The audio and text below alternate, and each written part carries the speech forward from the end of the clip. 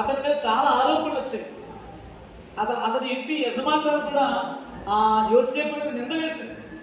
చేయని తప్పు అతని మీద మోపిన తర్వాత ఆ యోసేపు చెరసాలకు వెళ్ళిపోయాడు, జైల్లో పెట్టారు. నేనంట దేశం కాని దేశంలో చెరసాల్లో పెడితే బయటకు రావడము చాలా కష్టం. ఇప్పుడైతే మన వాళ్ళు రికమెండేషన్ చేస్తారు, కానీ అప్పట్లో బయటకు రావడం చాలా కష్టం. ఆ టైంలో యోసేపు ఆ చెరసాలలో ఉన్నప్పుడు చెరసాలలో కూడా ప్రార్థన చేశాడు.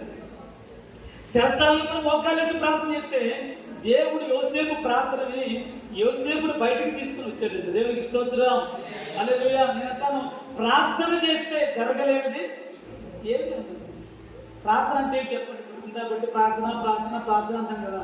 ప్రార్థన అంటే ఏంటి చెప్పండి? ప్రార్థన అంటే ఏంటి?